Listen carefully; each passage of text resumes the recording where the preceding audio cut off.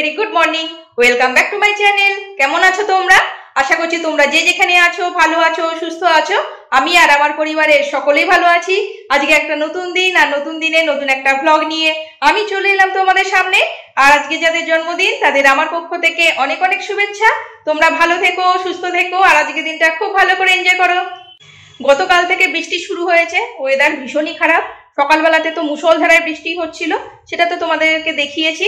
এখন বৃষ্টিটা একটু কমেছে, তবে ঝিরঝিরে বৃষ্টি হচ্ছে, একেবারে কমেনি, মানে বন্ধ হয়নি বৃষ্টি, ঝিরঝিরে বৃষ্টি হচ্ছে। আর চারিদিকটা স্যাঁতস্যাঁতে, গতকাল থেকে সূর্যের মুখ দেখতে পাচ্ছি না, এই হচ্ছে ওয়েদার।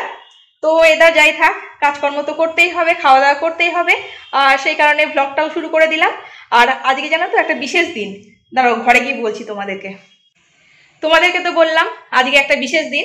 আজকে হলো আমার আর রাজের ম্যারেজ অ্যানিভার্সারি। তবে এই বিশেষ দিনটা মনে হয় একলাই কাটাতে হবে আমাকে, মানে একলা কাটাতে হবে মানে কি, রাজকে ছাড়া কাটাতে হবে।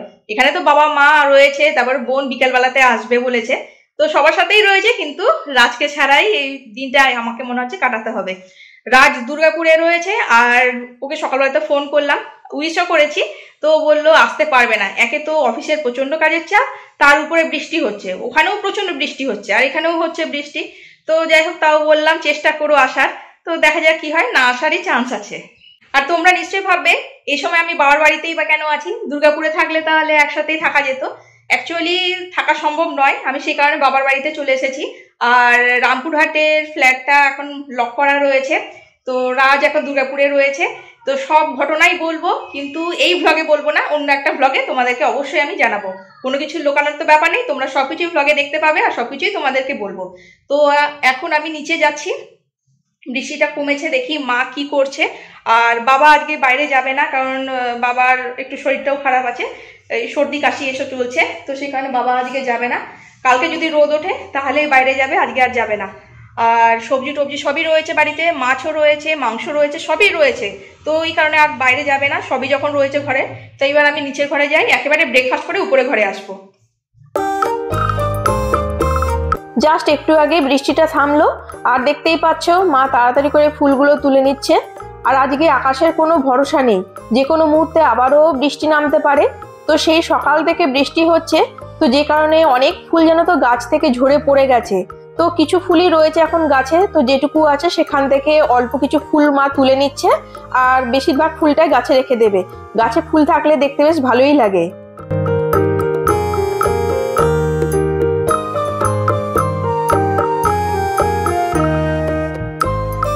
এই দেখো বৃষ্টির দিনে মা সকাল সকাল লুচি ভেজে নিচ্ছে। তোমাদেরকে যখন আমি গুড মর্নিং উইশ করছিলাম তখন মা আলুর তরকারি করে নিয়েছে, তো যে কারণে তোমাদেরকে তখন দেখাতে পারিনি। তো যাই হোক, যখন আমি খাবো তখন আমি তোমাদেরকে দেখিয়ে নেব।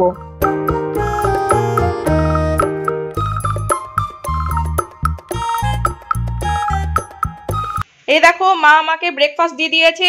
আজকে ব্রেকফাস্টে দেখো রয়েছে লুচি, আলুর তরকারি, চমচম, আর এখানে রয়েছে ছানা জিলেপি।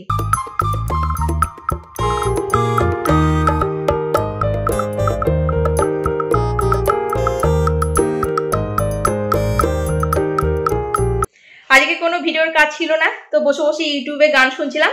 তো মা আবার ডাকলো, মা বললো যে সবজি কেটে রেডি করে রেখেছে, একটু নিচে যে আসতে বললো, মায়ের একটা অন্য কাজ আছে। তো সেই কারণে মা বললো যে রান্নাটা শুরু করে দিতে। কেন বলো তো, এদিকে যদি দেরিতে রান্না শুরু হয় তো রান্না কমপ্লিট করতে করতে অনেকটাই বেলা হয়ে যাবে। তো সেই কারণে মা বললো যে একটু রান্নাটা শুরু করে দিতে, মায়ের কাজ হয়ে গেলে তারপর বাকি রান্নাটা করে দেবে। এই দেখো শিম ভাজার জন্য মা শিম কেটে দিয়েছে, আর টমেটোর চাটনি হবে। তো এই দেখো দুটো টমেটো কেটে দিয়েছে, আর সাথে রয়েছে আমসত্ব। আর তোমাদেরকে তো এর আগে দেখিয়েছি, এই আমসত্বটা মা বাড়িতে বানিয়েছে। আর রয়েছে কিশমিশ, আর একটু আদা গ্রেট করে দিয়েছে, আর 2 পিস লেবু দিয়ে গেছে। তো এই লেবুটা থেকে পরে রস বার করে নেব। তো এখন আমি শিম ভাজা করব।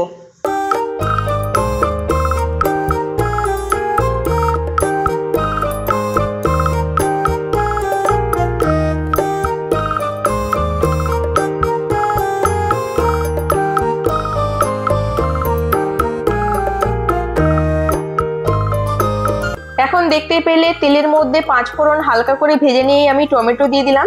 তবে টমেটো চাটনিতে সবসময় যে আমি 5 ফোড়ন দিই তা নয়, কখনো কখনো মৌরি দিই, আবার ভাজা মৌরিও রাখা আছে, ভাজা মৌরিও আমি অনেক সময় দিয়ে দিই, আবার কখনো কালো সর্ষেও দিই।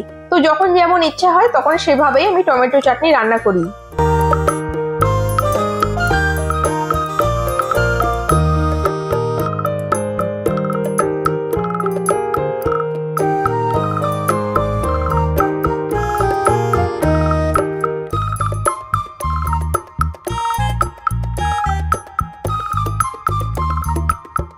ভাজা মশলার গুঁড়ো যেন তো শেষ হয়ে গেছে, তো সেই কারণে আজকে চাটনিতে দিতে পারলাম না।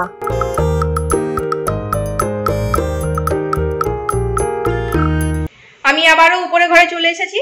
মা এখন পমফ্রেট মাছ রান্না করবে আর চিকেন করবে আর ধনেপাতা বাটা করবে। তো সেই কারণে সমস্ত কিছু এখন রেডি করছে, মশলাপাতি রেডি করবে, তারপরে পেঁয়াজ রসুন এগুলো সমস্ত কাটাকাটি করবে। এগুলো সমস্ত হয়ে যাক, তারপর রান্না বসাবে। রান্না বসানোর আগে আমাকে ডেকে দেবে বলেছে, তাহলে তোমাদের সাথে আমি রেসিপিটা শেয়ার করতে পারবো। আর এখনো ঝিরঝিরে বৃষ্টি হচ্ছে, ক্যামেরায় ধরা পড়ছে না, একেবারে ঝিরিঝিরি বৃষ্টি হচ্ছে। একটু আগে আবার মুষলধারায় বৃষ্টি হচ্ছিল, যখন রান্না করছিলাম তখন মুষলধারায় বৃষ্টি হচ্ছিল, এখন আবার ঝিরিঝিরি বৃষ্টি হচ্ছে। আর দেখতেই পাচ্ছ আজকে রোদ নেই, চারিদিকটা কেমন অন্ধকার অন্ধকার, লাইট জ্বালিয়ে রেখেছি ঘরে। নিচে নেমে দেখছি যে মা পমফ্রেট মাছ ভাজতে শুরু করে দিয়েছে। আর দেখতে পাচ্ছ আজকে শুধুমাত্র দুটো পমফ্রেট মাছই রান্না করবে, কেন কি কেউ খাবে না। আজকে মা আর বাবা চিকেন খাবে আর আমি পমফ্রেট মাছ খাবো, তো শুধুমাত্র পমফ্রেট মাছটা মা আমার জন্যই রান্না করছে।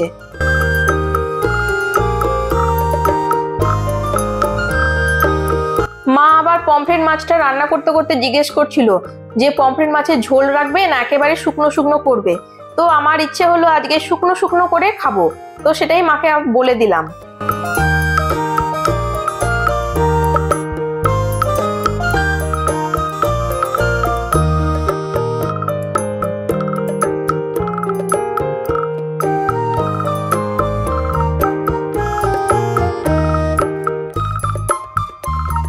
বেশ অনেকক্ষণ আগে থেকে মা মশলা দিয়ে চিকেন ম্যারিনেট করে রেখেছে। আর এদিকে দেখো চিকেনের জন্য আলু ভাজা হচ্ছে। তো খুব বেশি আলু দেওয়া হচ্ছে না, মাত্র দুটো আলুকে 4 পিস করে ভেজে নেওয়া হচ্ছে।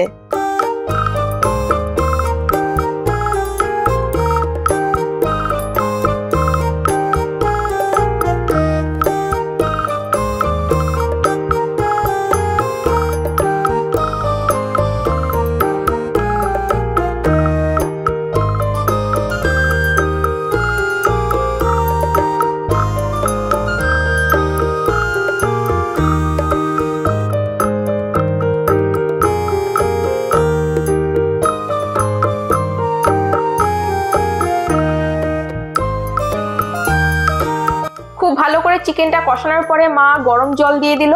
আর এখন চিকেনটা নিজের মতো হতে থাকুক, আর মা এখন ধনেপাতা বাটা করে নেবে।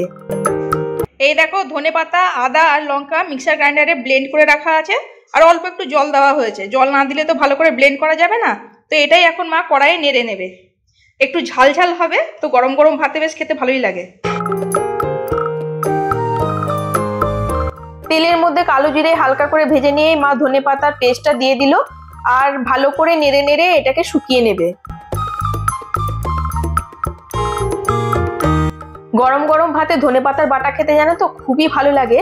আর একটাই মা লঙ্কা দিয়েছিল ধনেপাতা পেস্ট করার সময়, তো বেশ ভালোই ঝাল হয়েছিল।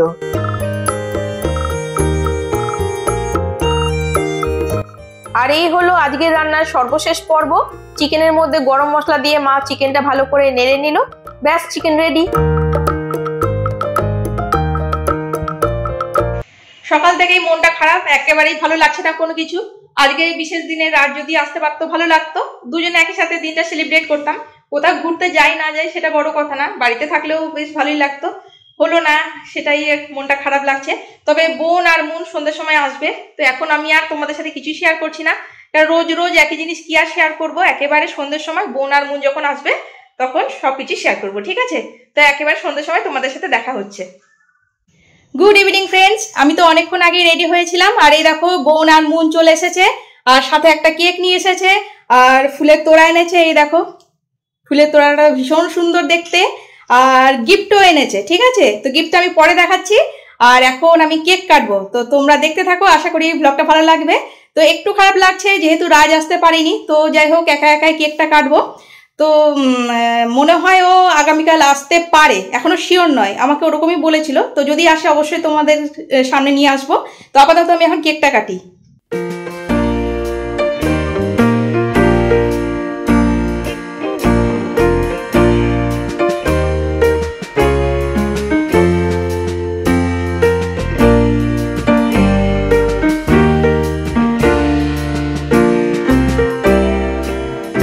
খুব সুন্দর দেখতে ফুলের তোড়াটা। এই দেখো কেক কাটার পর্ব। আজকের দিনে রাজকে ছাড়া একা একা কেক কাটতে ভালো লাগছিল না, তো যে কারণে কেক কাটার সময় সবাইকেই আমার হাতটা ধরতে বলেছিলাম।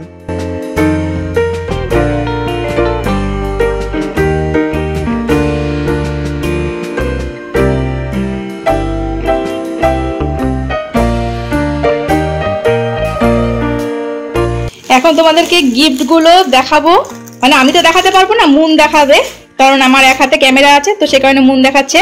এই কুর্তিটা মা দিয়েছে, তো কুর্তিটা আগে দেখাচ্ছি। হ্যাঁ ঠিক করেছিস, তুই দাঁড়িয়ে পড়েছিস, ভালো করেছিস। এই দেখো ইয়েলো কালারের কুর্তি, ঠিক আছে, হয়ে গেছে, দেখানো হয়ে গেছে। আর এই দেখো এই ব্যাগটা বোন দিয়েছে, ফ্রন্টটা এমনি করে তাহলে দেখতে পাবে ভালো করে।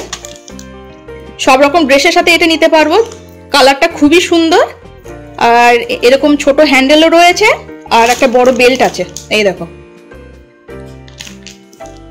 এই দেখো ডিনারে রয়েছে রুমালি রুটি, শসা, আর এখানে রয়েছে আচার, আর এখানে পেঁয়াজ, আর এখানে রয়েছে চিলি ফিশ, আর এটাতে রয়েছে চিলি পনির, আর এই প্লেটে রয়েছে মিষ্টি।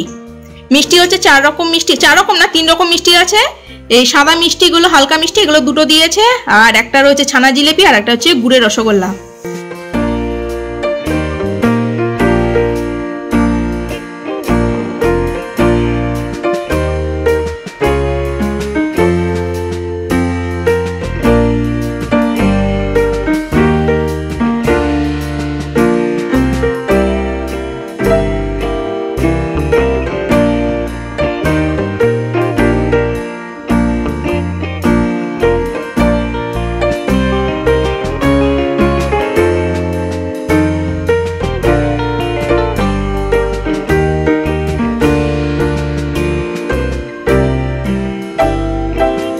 আমাদের তো ডিনার কমপ্লিট হয়ে গেছে, আর এই মাত্র রাজ এলো।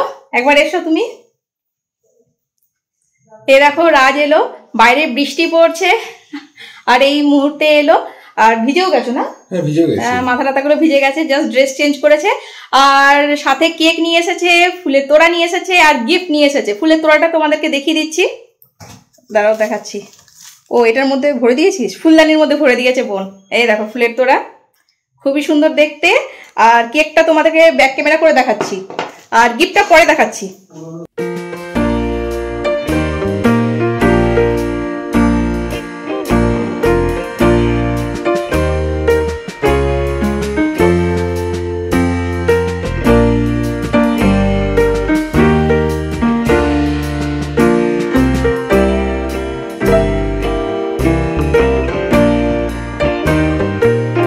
অনেকটাই রাত হয়ে গেছে ঠিকই, কিন্তু অ্যানিভার্সারি দিন ফাইনালি রাজের সাথে কেক কাটতে পারলাম, এটাই আমার খুব ভালো লাগছে।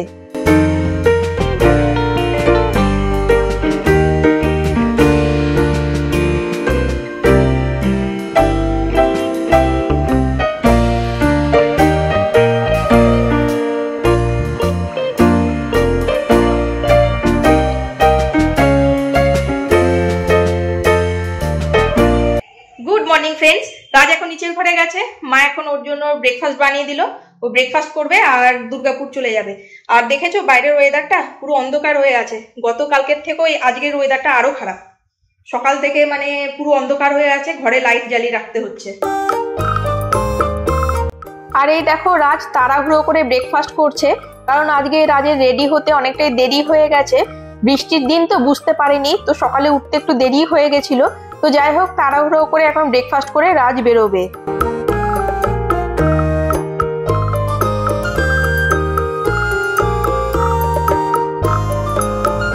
একটা ভালো কি বলতো, সকাল থেকে মুষলধারায় বৃষ্টি হচ্ছিল, তো এখন বৃষ্টিটা একটু কমেছে।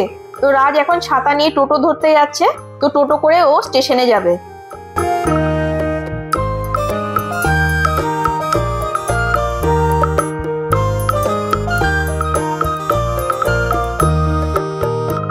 গতকালকে যেহেতু অনেকটাই রাত হয়ে গেছিল, তো সেই কারণে রাজ এই গিফটটা এনেছিল আমার জন্য, আর দেখাতে পারিনি। এখন দেখাবো তোমাদেরকে। আর বাইরের ওয়েদারটা খুবই বাজে ওয়েদার, অন্ধকার হয়ে আছে। তো চলো তোমাদেরকে গিফটটা দেখিয়ে দিই। তোমাদেরকে গিফটটা দেখিয়ে দেবো, তারপরে জানালাগুলো লাগিয়ে দেবো, নয়তো ঘরটা পুরো স্যাঁতস্যাঁতে টাইপের হয়ে যাচ্ছে। এই দেখো এই ডায়মন্ডের পেন্ডেন্টটা গতকালকে রাজ আমাকে গিফট করেছে। দেখতে ভীষণই সুন্দর। আর এই পেন্ডেন্টে জানো তো 15টা ডায়মন্ড আছে। তো যখন পরবো তোমাদের সাথে অবশ্যই শেয়ার করব। আর গতকালকে যেহেতু অনেকটাই রাত হয়ে গেছিল তাই তোমাদের সাথে আর শেয়ার করতে পারিনি, তাই আজকে সকালে দেখিয়ে দিলাম।